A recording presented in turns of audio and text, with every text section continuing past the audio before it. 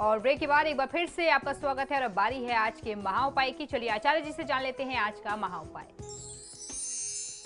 जी बिल्कुल, आज मैं आपको बहुत आवश्यक जानकारी देने वाला हूं। मैं आपको आज ये बताने वाला हूं कि अगर आपके परिवार में किसी व्यक्ति के साथ कोई समस्या है, कोई रोग है, कोई कष्ट है, तो उसका संबंध किस ग्रह से। जब आप इस बात को जानेंगे तो निश्चित तौर पर बहुत आसानी से उपाय कर सकते हैं। और आपको ये भी जानना चाहिए कि अगर आपके साथ कोई समस्या, कोई गंभीर रोग की स्थिति बनी हुई है तो आपको किस ग्रह का निदान करना है। ज्योतिष शास्त्र के अनुसार हमारे शरीर में प्रत्येक रोग, चाहे वह किसी भी प्रकृति का हो, हमारे पूर्व अर्जित कर्मों के फल के रूप में ही हमें मिलता है। क्योंकि हमारा जो सनातन धर्म है, जो हमारी परंपरा है, ये पुनर्जन्म में हम लोग विश्वास रखते हैं। तो हम मानते हैं कि जो भी हमने पुराने समय में बुरे काम किए थे या अच्छे काम किए थे, वह हमारे इस जीवन में आने वाले होते हैं।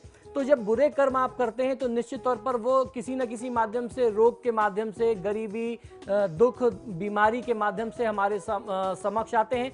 अक्सर लोग ये शिकायत करते नजर आते हैं, अक्सर लोग ये कंप्लेन करते हैं हम लोगों से कि सर हम लोग तो इतनी पूजा पाठ करते हैं लेकिन फिर भी हम दुख में हैं, कष्टमय जीवन व्यतीत कर रहे हैं, दरिद्रता का से परिपूर्ण हमारा जीवन है। और जो आज के समय में इतने पापी लोग हैं, बताइए, वह हर प्रकार से अनैतिक कार्य कर रहे हैं, गलत काम कर रहे हैं, लेकिन फिर भी संपन्न हैं। तो उसमें सीधी सी बात ये होती है, उसका इस प्रश्न का सीधा सा उत्तर ये है कि भैया आज आप जो कर रहे हैं, आपको जो आज कष्ट मिल रहा है, वो आपके पूर्व जन्म के संचित कर्म है, उसका आपको प्रतिफल मिल रहा है। और जो आज अनैतिक कर रहा है, यानी जो आज बहुत समृद्ध स्थिति में है, बहुत अच्छी स्थिति में होकर के गलत काम कर रहा है, लोग कहते हैं वो तो पूजा पाठ भी नहीं करते और सारे पाप कर्म करते हैं और फिर भी संपन्न है। वह संपन्न इस वजह से है, वह उस सुख का भोग कर रहे हैं जिसके लिए उन्होंने पिछले जन्म में पुण्य कर रखे हैं। इसलिए हमारा जीवन, हमारा धर्म हमें यह सिखाता है कि आप इस जीवन में अच्छे से अच्छे काम करें, गरीबों की, असहायों की सहायता करें, पूजा पाठ, देवी देवता में आप अपना मन लगाएं, जिससे आप अपना आने वाला जीवन जो है वह सुखमय बना सकते हैं। कई बार हम अपने खान पान में संयम और परिश्रम नहीं रख पाते, या आप बहुत संयमी हैं, परिश्रमी हैं, आचार व्यवहार भी आपका बहुत शुद्ध है, फिर भी आप रोगों के शिकारी हो जाते हैं और कष्ट भोगते हैं। आखिर ऐसा क्यों होता है? परंतु पूर्व ज्ञान होने पर शास्त्रों में बताए गए रत्न धारण करके, औषधि से स्नान करके, जैसे औषधि स्नान भी मैंने आपको बहुत बार बताए हैं, व्रत, दान आदि उपचार मैं आपको बताता रहता हूं। यदि इन चीज़ों का अगर आप अपने जीवन में प्रयोग करें तो जो भी इस ग्रह से संबंधित रोग हैं जिसके कारण से आप परेशान हो रहे हैं, उन रोगों को उत्पन्न होने से पहले ही रोका जा सकता है, अथवा उसके दुष्प्रभावों को, कुप्रभावों को कम किया जा सकता है। कई बार ऐसा होता है कि आवश्यक उपचार समय पर होने से भी रोगों की शांति नहीं होती। ऐसी स्थिति में ज्योतिष शास्त्र रोग निदान एवं उपचार करने में बहुत ज्यादा सहायता करता है।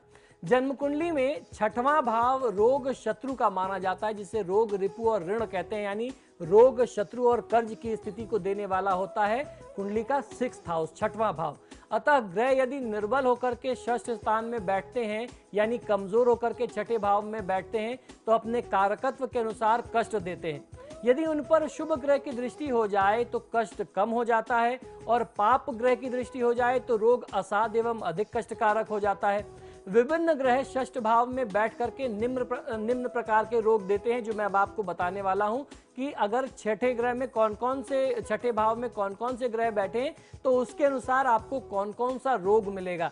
तो बहुत आसान है, आप अपनी कुंडली उठा करके देख सकते हैं कि 6ठे भाव में कौन कौन से, 6th हाउस में कौन कौन से ग्रह बैठे हैं या कौन से ग्रह हैं, उसका क्या निदान करना चाहिए। समय रहते आप निदान कर लेंगे तो निश्चित तौर पर आपको फायदा मिलेगा।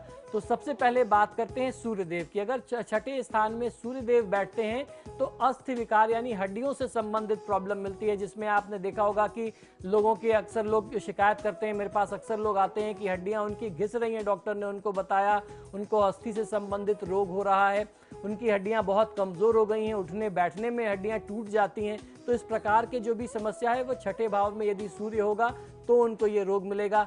सिर दर्द, पित्त रोग, आत्मिक निर्बलता, मन से कभी भी आप खुश नहीं हो सकते, मन से आप हमेशा आत्मा से कमजोर रहेंगे।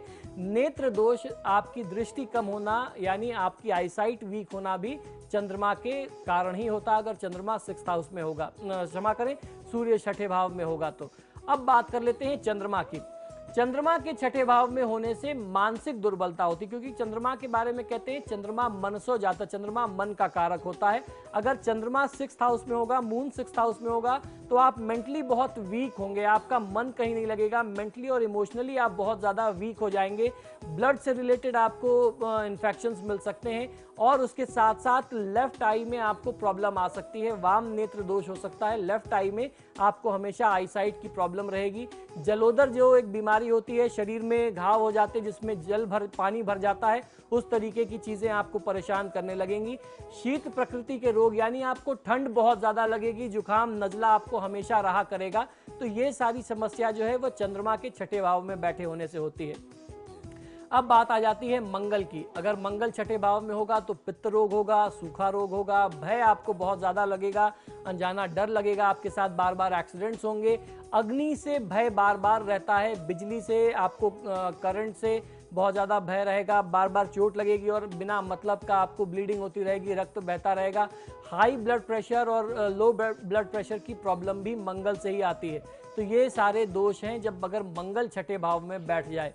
अब बात कर लेते हैं बुध की। अगर बुध छठे भाव में बैठा हो तो कफ से रिलेटेड प्रॉब्लम देता है, वाणी से संबंधित रोग देता है, आपको बोलने में आप हिचकेंगे या बोलने में अटकेंगे, स्टम्बलिंग जिसे कहते हैं। लोग जो हैं उनकी भाषा, उनकी वाणी जो है बहुत शुद्ध नहीं होती। त्रिदोष होता है वो बुध के कारक होता है, और पांडु रोग जिसे कहते हैं वह भी बुध के कारण ही होता है। बृहस्पति के कारण कौन कौन सी समस्याएं होती हैं, कौन से रोग हो सकते हैं, आइए जानते हैं। बृहस्पति यदि आपकी कुंडली में छठे भाव में है तो कफ से संबंधित दोष हो सकता है, उदर विकार यानी पेट से रिलेटेड प्रॉब्लम हो सकती हैं, आंत्र शोध इत्यादि से संबंधित समस्या जो है वह बृहस्पति के पीड़ित होने से होती है।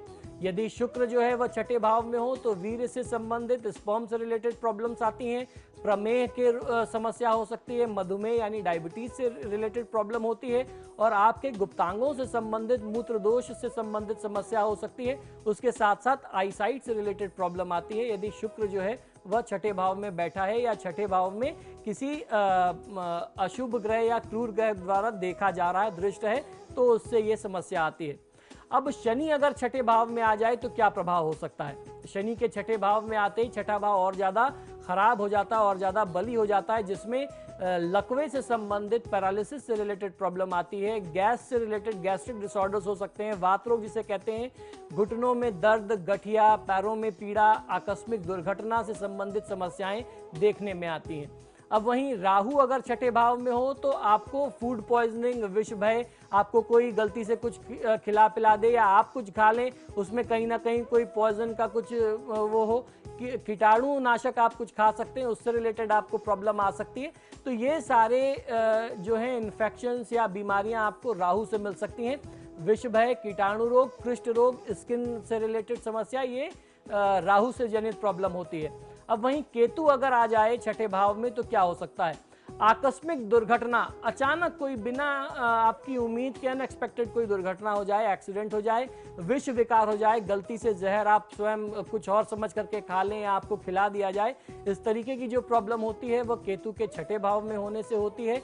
और जो गंभीर स्किन एलर्जीज होती हैं, जिनकी चर्म रोग होते हैं, स्किन में डिजीजेज होती हैं, शरीर में दाग होते हैं, वह केतु के कारण होते हैं। तो आप बहुत आसानी से अपनी कुंडली को उठाइए, छठे भाव को देखिए कि किस प्रकार से उस स्थान में कौन सा ग्रह बैठा हुआ है।